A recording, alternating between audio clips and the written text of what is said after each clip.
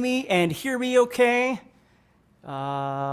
It's always a chance you take when you're doing these live things, but hopefully you can hear me and see me okay. And I'll just give you a second here to let me know. Say hello, please, and let me know where you're from. And we'll go ahead and get started with our Motivational Monday today. So I'm in Fargo, North Dakota, and we got a bunch of snow last night. Hey, Dennis. And so now we're back to being cold and having zero humidity. So, hey, Tom. Hey, Rashed. Stanlin is here from Dubai. Awesome. Hey, Bill. Cool. Jordy is here from St. Louis. Cool. Tyler is here. Hey, Tyler. How you doing, bud? Let's see here. Christoph, David, Deepu is here. Dean. Awesome. Mark is here. Thank you, everybody. Scott is here. How you doing, bud? Good, this is great. Okay, cool. Well, I'm so glad that everybody could make it. Let's go ahead and get started. Again, I don't want to take too much of your time here, but I thought I would give you something to think about a little bit. When I use arpeggios, and I know I've done a few different sessions on arpeggios, but I thought I would talk about this today just because it was on my mind. I was recording a video for Court. I've got a Court video coming out for GuitarZoom. And I was writing this thing, and I was like, oh, wow, I should probably talk about this. So that's what I'm going to do today, is just tell you a little bit about arpeggios. Now, for me, I've never really been a sweep player, although I love the style when some people do it. But it's not really something I do a lot of. Hey, everybody, thank you so much for being here. Hey, Bob. Hey, Tim. Vic is here. Kelly is here. Terry is here. Awesome. Tyler. Great. Okay. Thank you so much, everybody, for being here. This is awesome. Thanks for taking time. So I tend to use them in more of just a melodic way than I do like a really fast way. But I thought I would show you what I like to do with them just to keep things a little more creative in terms of the sound that they make. So let's just go up to G major, okay? And we'll talk about this really quick. Let me grab my little notes here just to kind of explain this to you. So for instance, if I went to G major, and I'm just going to go to G on the 5th string here, okay? And if we played G, B, D, G, B, D, and then G up on top. Okay? Now, that's fine. For me, I don't do a lot of things where I have to like do barring for playing, because it tends to get kind of messy for me. It might work awesome for you.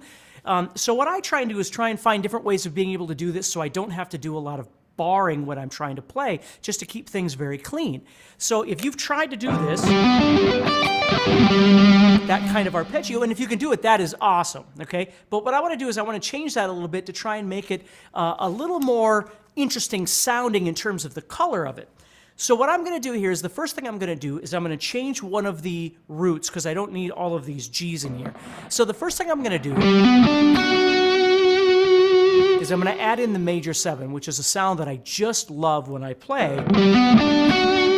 So I'm playing the root 3rd, 5th, but then instead of playing the root again as a bar, I'm changing that to this note right here, which is F sharp, so I'm changing it to the major 7. So what that's doing is really two purposes for me as a guitar player and for me as a player in general, is that I'm getting a little bit different sound in there. And the second thing is it's also adding in my playability because I don't have to bar if I don't want to. So please always remember when you're learning songs or learning licks or whatever, different things from different people. And I know I mentioned this in the last session that I did too, where when I learn songs, if I'm playing like a cover tune or something like that by a band that I like, I rarely go out and try and figure out how the artist originally played it. I just play it by ear. Maybe I'll grab some tab if I need it in a particular place, but then I wind up revamping the way to play most of the time, so it's comfortable for me. So I've just never been that player that really worries about whether somebody plays it at a certain position in a certain way, and I just want to play and have fun and do it the way I want. So what I'm doing here is I'm changing that to that major 7, which is going to make this easier for me because then I don't have to bar. Now, the last note that I'm playing, I'm also going to change that because that's an octave of that major 7. So I'm going to change that. So now I have that major 7 tonality that I'm ending on. So over this G chord,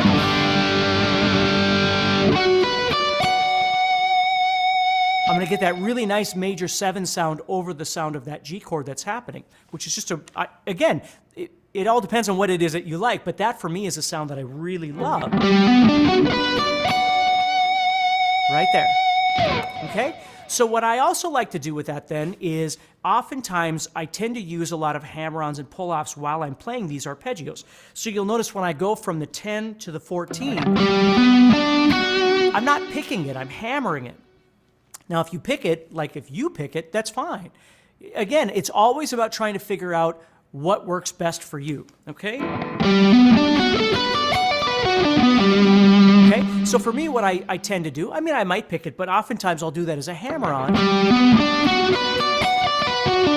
When I get to the top and I play the 10 and the 14, I'll play those and maybe do a pull-off back tone.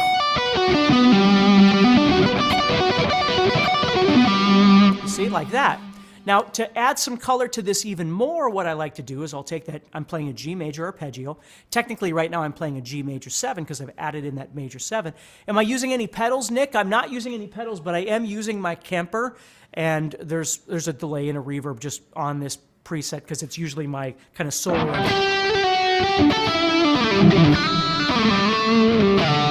kind of sound, so that's what I've got on there right now. And the pedal board isn't anywhere near me, so I'm not shutting it off right now, but yeah, usually I have that on there. Hey, Isaiah, thanks for joining me. Isaiah from Ohio. So the next thing I'm going to do is I've added in this major 7. Well, to add to the comfortability of the way that I like to play these, what I'm also going to add in is the 9th, or the 2nd, we could call it, which would be the note A.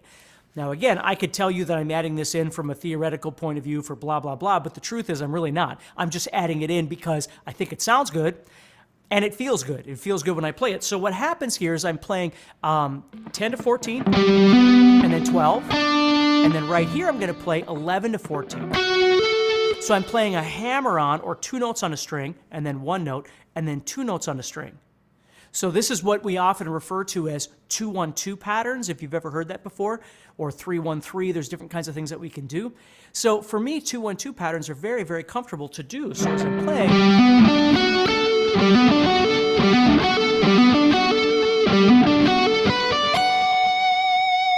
so that has a real pleasing sound to my ear when I play, and it feels very comfortable.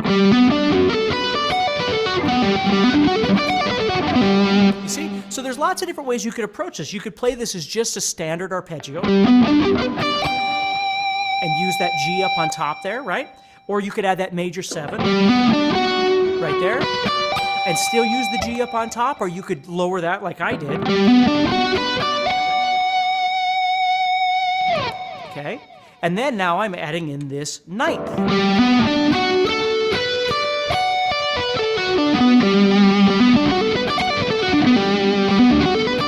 Now, it's working as a G major 7, or G major 9, right? Arpeggio. But oftentimes what I'll do is I'll play this over different arpeggios as well. Like I might play this thing that I'm playing for you right now over a B minor. Because right there I see a B minor arpeggio sitting right here. So I might play it over G major, but I might also play it over B minor. Now this gets into like modal stuff and different kinds of things like that, but just understand that I try and see different things around there that I could use it for. So I don't necessarily have to just go and learn all kinds of different arpeggios. I might be able to use this same arpeggio for a number of different uses, right? So I might use this for my G major, and I might use it for B minor. Okay, and if we kind of look, we can also maybe use it. I'll kind of tie it into a D major as well. Like I might come up this G major, and right there, because of that major 7th, I might move up and tie that into a D major arpeggio up on top. Something like that too. So look around and explore different things. And of course, if you're at work or you're at school or you're God knows what you're doing and you can't really work on this now, you can always come back to this later. You'll be able to watch it on YouTube or Facebook or wherever. and check it out. And remember, if you get a chance, head over to GuitarZoom.com and check out my guitar courses, all that kind of stuff. See if it's something that might help you as well.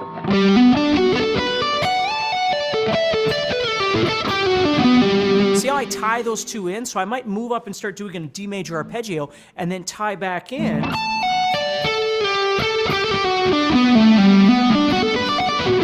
Into that again. So what's wonderful about this kind of playing is it gets you out of thinking about this all the time. Just playing things as scales. And I'm not making fun of that. We most certainly need to learn how to do that. But oftentimes what happens with a lot of players is they do too much of that where we're just playing scales up and down. So arpeggios are a great way to break out of that, to do something a little bit different. So see how I'm tying it into that D major up on top.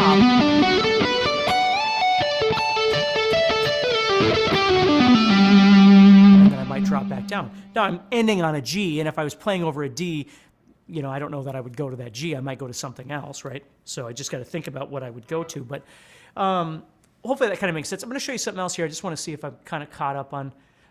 Looks good with stubble. Yeah, it's cold here, so I don't always shave when it gets cold out. Let's see here. Would a D major arpeggio go with this? Yeah, that's what I just said. That's perfect. Awesome. Cool. John is here. Trisha's here. John Simons is here. Perfect. Okay, awesome. So let's think about a couple other things that we could do with this. Another thing that I would do is, obviously, because I'm in G major, a great way of being able to do this is to tie it into E minor, right? If you know anything about your theory, you know that G major also puts us in the key of E minor or E Aeolian, which would be just fine. So what I could do is I could play this arpeggio, and when I come off the top of it,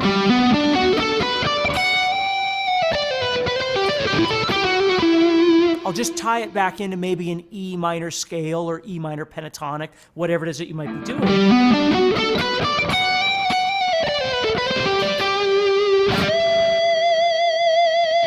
You know, however you'd like to end that.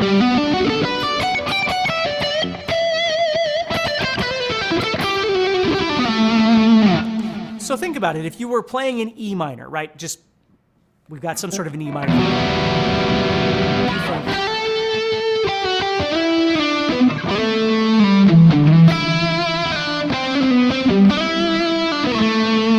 And then you want,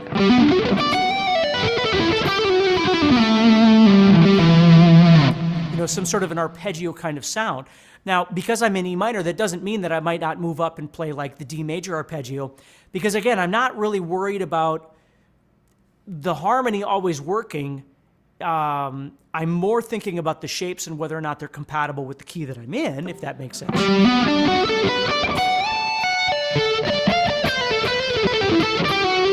But I've still got to find a way of tying back. Or something like that to go back into E minor. So just playing a regular kind of line maybe. And then all of a sudden you want...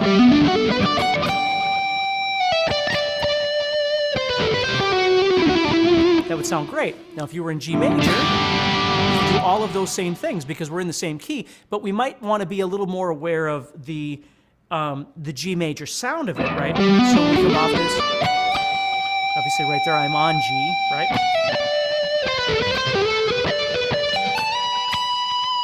You know, I can slide into anything or move anything to kind of make that sound a little more G major than E minor, but it would work either way.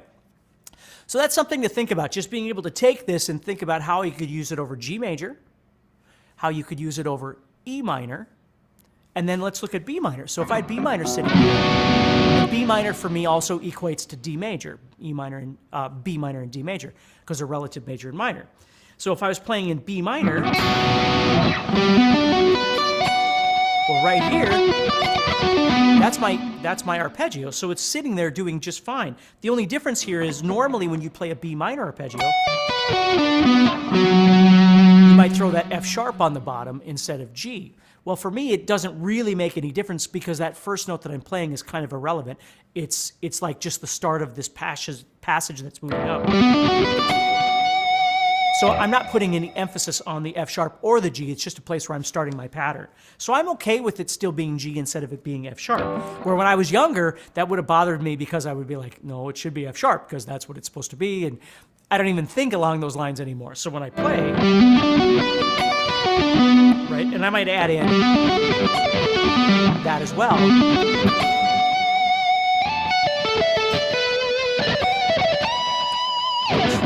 I'm thinking that B minor in my head.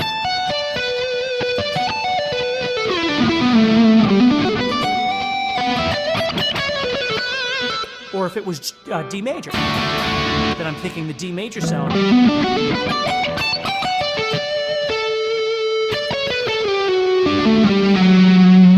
Do something like that with that as well. So using the same thing for G major and all the respective elements of G major, E minor, that sort of thing, thinking of it as B minor and D major. Okay, that's another great way of being able to do that. So there's just a lot of different uses that we can utilize with this. So hopefully that makes sense to you and it's something that you can use. Again, I don't want to give you way too much to work on this week. It's every Monday I do these, so this way it'll just give you a little something to try and work with. Looks like we're doing good. Nick says, will you or have done a lesson on amp setups? Somewhat, and I could certainly do more, but right now, you don't really get to see much of what I have for, like I have amps in front of me that I use for different things, but are arpeggios always needed for sweep picking? Well, sweep picking, Gil, yes, to a certain degree, because the whole point of sweep picking is you're doing single notes on a string, and if you're going to do single notes on a string, you're doing some form of an arpeggio by doing that. So hopefully that helps you a little bit. All right, so everybody take care. Have a great week. Remember, stay positive, keep practicing. If you get a chance, head over to guitarzoom.com and check out the guitar courses and such that I have available. Otherwise, keep practicing, and I'll see you again next Monday. All right?